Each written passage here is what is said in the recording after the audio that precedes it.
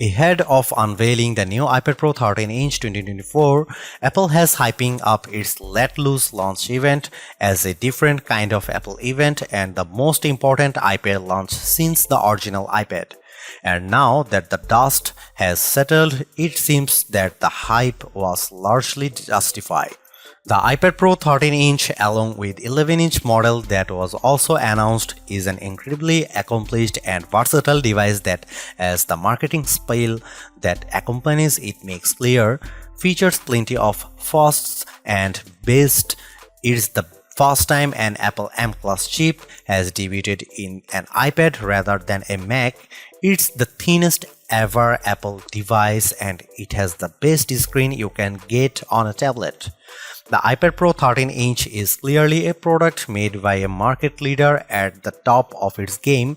It's a stunning bit of kit that's packed with cutting-edge tech and is a shoe-in for the best tablet you can buy in 2024 for its specs alone. But this also means somewhat counterintuitively that this is not a tablet for everyone.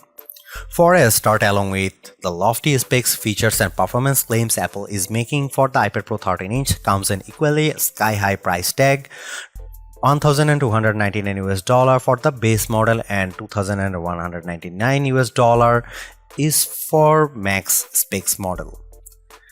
That price immediately puts it out of the reach of many people, and this is clearly not a tablet that's designed for just browsing the web and watching videos on the couch.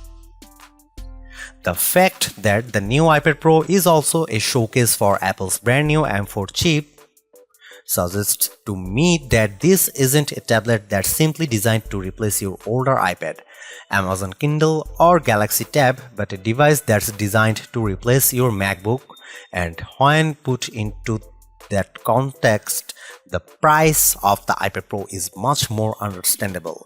If you are not looking for the top of the range tablet to replace your laptop and just want something more affordable for casual tasks, the new iPad Air 6 will be much more appealing and it comes with some neat features of its own.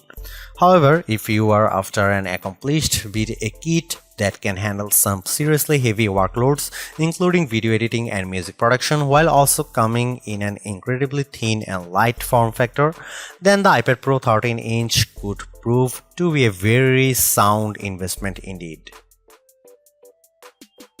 The 13-inch iPad Pro 2024 starts at $1,299 with 256GB of storage, rising to $1,499 for 512GB and $1,899 for 1TB and $2,299 for 2TB. These prices are for the Wi-Fi models. You can also get cellular models with supports for 5G connections if you need more comprehensive wave connectivity, which adds $200 to the price of each model. That's quite a leap from the base price of the iPad Pro 12.9-inch 2022, which launched at $1,099. The leap in price is, according to Apple, down to the new design, much improved OLED screen, and performance improvements offered by the new M4 chip over the M2 chip that came with the previous model. Also, the base model of the new iPad Pro 13-inch comes with 256GB of storage, twice the amount that the base model iPad Pro 12.9-inch came with. For an expensive device aimed at professionals, which doesn't allow users to manually upgrade the included SSD or offer a memory card slot, dropping the 128GB storage option makes a lot of sense, as in 2024 that amount will get filled up fast. However, if some iPad owners feel like they are being forced to spend more for an upgrade they might not necessarily have chosen, that might not go down too well. The price for the new iPad Pro rises if you add additional storage. The 512GB model is $1,499 and the 1TB model is $1,899 and the 2TB Pro is $2,299, and those prices are for the Wi-Fi models.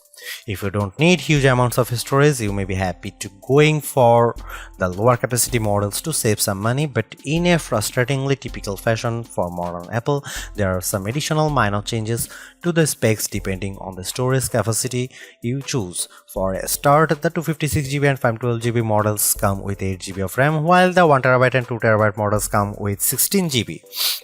Also, the 256GB and 512GB models have an M4 chip with a 9-core CPU, while the M4 in the 1TB and 2TB models has a 10-core CPU. The doubling of memory and the extra core will offer a noticeable performance increase with the higher capacity. So that's worth bearing in mind. The two larger capacity models also come with the option to have nano texture glass added to their screens, which helps minimize glare and reflections while feeling nicer to use a stylus on. This of course also ups the price, and fully maxed out iPad Pro 13-inch will set you back $2,599 US. That's not just MacBook money, that's MacBook Pro money. If, like me, you were surprised to see the M4 chip debuted in the new iPad Pro rather than in a Mac, the new design of this tablet goes some way towards explaining the decision. According to Apple, both the incredibly thin body and the Tandem OLED technology that powers the new Ultra Retina XDR display of the new iPad Pros are only possible thanks to advancement with the M4 chip, primarily around energy efficiency, thermal performance, and a new and improved 10-core GPU and new display engine to handle the more demanding screen. Apple claims that the M4 chip can provide the same level of performance as the M2 chip using half the power. Of course, the M4 chip can also provide much higher performance than the M2, but this level of power efficiency has allowed Apple to make the iPad Pro 13-inch incredibly thin and light with dimensions of 281.6 by 215.5 by 5.1 mm and weight of 579 grams. This is thinner than the 5.9 mm thickness of the iPad Pro 11 2022 and noticeably thinner than the 6.4 mm of the iPad Pro 12.9 2022. In fact, Apple goes as far as to say that the iPad Pro 13-inch is the thinnest device it's ever made. It certainly feels that way. Quoting dimensions of won't give you a real idea of just how thin the iPad Pro 13-inch 2024 is. You need to see it and feel it for yourself. Despite having a larger display than the previous model, the 13-inch iPad Pro is easily portable, especially if you are used to carrying around a 13-inch laptop. As for Apple's claims that it's the thinnest device it's ever made, I put it next to an AirTag, the thinnest Apple product I had to hand, and the iPad Pro 13-inch 2024 is indeed thinner, even if only just. This is quite the achievement considering that one of these devices is a premium and powerful tablet computer and the other is essentially a location tracker that's designed to be as universal as possible when attached to your belongings. Having such a thin, light and expensive device might be a bit concerning for some, and the iPhone 6 Plus will still be in a lot of people's mind even after all those years. The good news is that despite its incredibly slim design, the iPad Pro 13-inch 2024 feels impressively robust, and while you won't want to go throwing it around as you might a cheap and cheerful Android tablet that costs a fifth of the price, you won't feel like you are handling a delicate artifact that could shatter at any moment. As you might expect, a range of covers and protective cases are available for the iPad Pro 13-inch from Apple itself and third parties like Logitech. I'd certainly recommend buying one to help protect your expensive purchase, especially as many, such as Apple's new Magic Keyboard, add additional features to the tablet. The body of the iPad Pro 13-inch 2024 is made with 100% recycled aluminum, and not only is this good for the environment, but it helps give the iPad Pro a solid and dependable feel without being too heavy. The iPad Pro is available in two colors, silver and space black, which is the version I was sent and which you can see pictured throughout this review. It doesn't, however, seem to have the same clever fingerprint-proof material found with certain colors of the latest MacBook Air, which Apple terms a breakthrough anodization seal to reduce fingerprints, and after only a short while, the back of the iPad Pro was dotted with fingerprints.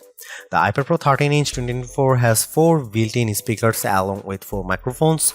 On the right-hand side, when you are holding the tablet in portrait orientation, are the volume buttons, and at the top of is the power button. At the bottom is a Thunderbolt 3 USB 4 port that can be used for charging and connecting peripherals such as USB-C monitors or external hard drivers with data transfer speed up to 40 Gbps.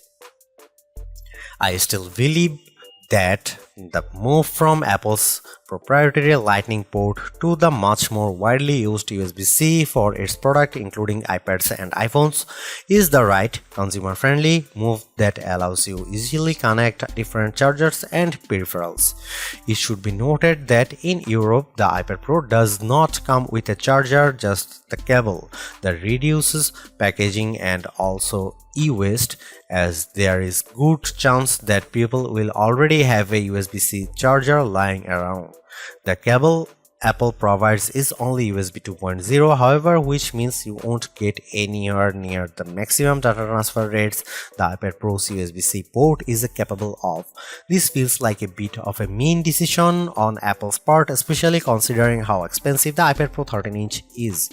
A magnetic smart connector runs along the right-hand side of the iPad Pro 13-inch, and this is used to connect and charge compatible accessories like the new Apple Pencil Pro and Magic Keyboard. The use of this new smart connector, however, means the older Apple Pencil does not work with this iPad Pro. When it comes to the cameras, there is both good and bad news. The good news is that 12-megapixel ultra-wide front camera has been moved to the right-hand side, which means that when you use the iPad Pro in landscape orientation, the camera is at the top of the screen. This makes video calls much more comfortable and intuitive, and logging in via Face ID also feels easier. This is a design upgrade that many iPad Pro owners had been asking for, and it is very welcome. What is less good news, however, is that on the rear cameras, 12-megapixel f1.8 rear camera that can film up to 4K at 60 fps with a LiDAR sensor to assist with autofocus and an adaptive True Tone Flash, which Apple claims improves document scanning by using AI to detect when you are taking shots of a paper document and removing shadows from images by taking multiple shots. Meanwhile, the LiDAR camera is also used for 3D and spatial awareness, allowing the iPad Pro to scan rooms and identify objects, and allows for augmented reality apps to cleverly overlay virtual objects in the real world when you are looking at the iPad Pro's screen. Why isn't this great news? Well, you might notice that the new iPad Pro actually comes with one less rear camera. That's right, the iPad Pro 13-inch 2024 and the 11-inch model don't have the ultra-wide camera found on previous models. While Apple hasn't commented on why it decided to drop this camera, it could be due to Apple's desire to slim down this model or even to stop the price tag being too high. Regardless of Apple's reasons, some users will likely be disappointed by this move. Apple, however, suggests that thanks to the combination of the 12-megapixel camera, the LiDAR sensor, and the M4's image processing prowess, you will still be able to take wide-angle shots that look good. Although, while I am not a professional photographer, I imagine the results won't be able to quite match a dedicated ultra-wide-angle lens. Apart from the new M4 chip, the most exciting thing about the iPad Pro 13-inch is its overhauled display. Compared to the mini LED technology of the previous model's display, the new iPad Pro's OLED tech offers much better contrast, especially for HDR content, and is much brighter too, with a maximum full screen brightness of 1000 nits. Compared to the 1600 nits of the 2022 model. I compared the new iPad Pro 13-inch 2024 and the 2021 model, which features the same display as the 2022 one side by side, and several differences were immediately apparent. Watching the same Dolby Vision 4K footage, the new iPad Pro 13-inch offered more detail in very dark scene, with textures visible that are obscured by shadows on the 2021 model. There was also no visible bloom with the iPad Pro 13-inch 2024, which is where some light leaks from bright objects into adjacent dark areas. Comparing the iPad Pro's screen side by side, other more subtle differences were noticeable. For a start, the color temperature of the new iPad Pro's screen is warmer than the 2021 models, which means whites had a slight yellow tint compared to the blue tint of the 2021's screen. This was with both iPad Pros set to their default display settings and with True Tone turned off. True Tone is an Apple-specific feature that adjusts the color of the screen depending on the ambient light you are using the iPad in. By default, this is turned on, and for casual use, I recommended you keep it on for the best image quality. Although, if you are working on a project that requires color accuracy such as photo editing, then you will want to turn this off. As usual, the iPad Pro 13-inch 2024's screen offers support for the wide P3 color gamut. The color temperature difference won't be immediately noticeable unless you turn off True Tone and have two iPads next to each other, and even then which display looks better will be a matter of taste. I actually slightly prefer the cooler color temperature of the older model.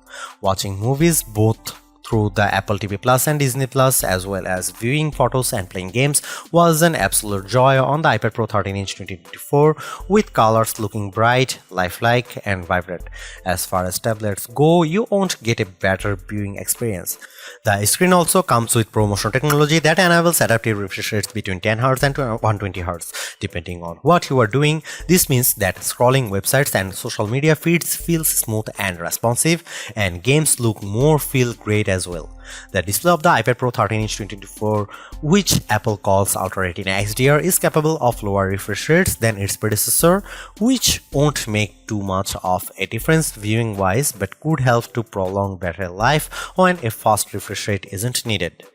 The 13-inch iPad Pro has a slightly larger screen compared to the display of the previous 12.9-inch model, but it also has a higher resolution which evens out the pixel density, so it's pretty even between generations at 264 ppi for the new Pro compared to the older model's 265 ppi.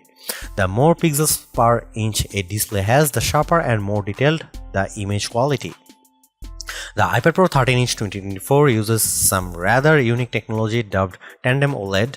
This is essentially two OLED displays layered one on top of the other with their combined brightness resulting in dazzling images. Some OLED displays can struggle with peak brightness, and this Tandem technology is an attempt to rectify that. It certainly seems to have worked, as I had no trouble with viewing the iPad Pro 13-inch 2024's screen in all manner of lighting environment, even outside in bright sunlight. By effectively halving the burden on each panel to display bright pixels, such OLED screens should avoid instances of burn-in, where static images can sometimes remain visible after they have been displayed, an issue that OLEDs can be susceptible to. During my time reviewing the iPad Pro 13-inch 2024, I didn't see any evidence of burn-in, although this isn't necessarily surprising, as it often only starts to appear after many hundreds of hours of use. Regardless, I never worried about it either. One thing to note is that due to the 3:2 aspect ratio of the 13-inch iPad Pro, when you are watching widescreen videos in ratios of 16:9 or especially 2.39:1 cinema ratio, you will see two prominent black bars above and below the picture, unlike previous models which had quite different tech depending on the screen size you choose. With the latest 13-inch iPad Pro and 11-inch iPad Pro, there is no quality penalty if you go for the smaller version. Both use the same technology, and as mentioned, they have different resolutions that equate to the same pixel density. This is a welcome change, as it means that if you had rather have a smaller iPad Pro, you are not going to miss out on the visual goodies. You can also configure the 1TB and 2TB models to come with nano texture display glass. This premium finish helps to reduce glare and reflections and could be of interest to professionals who will be using the iPad Pro for a long periods of time in locations such as studios which have a lot of bright lights. You can't get this screen tech with the smaller capacity models, and you have to pay extra $100 for the privilege. Apple sent me the iPad Pro with just the standard glass, so I was unable to test out of the nano texture glass. But I have seen it in action on the studio display, and it does indeed do a good job of reducing glare. Whether or not this is enough to justify spending $100 more will depend mainly on what you are using your iPad Pro for. Even without it, I found that glare wasn't too bad thanks to the brightness of the screen, although reflections were visible. Overall, the display of the iPad Pro 13-inch 2024 is easily the best you will get on a tablet device, and it even competes with the best laptop displays as well. That said, the dual OLED setup has clearly impacted the overall price of the new iPad Pro, and while it's a step up over its predecessors, I don't think the screen on its own would justify upgrading if you have an older iPad Pro with a mini LED screen. However, the iPad Pro 13-inch 2024 has a few more tricks up its sleeve. The iPad Pro 13-inch 2024 is the best tablet Apple has ever made, and the company has clearly thrown everything at it. You get an amazing OLED screen, a powerful M4 chip, and a ridiculously thin and light design, and if money is no object, this is an incredible bit of kit. However, for the vast majority of us, money is an object, and a very important one, and it's hard to justify the huge price tag unless you are going to be using this as a laptop or desktop replacement for serious creative workloads. If you just want a tablet for relaxing on the couch and scrolling the web, this isn't for you. Check out the new iPad Air 2024 instead.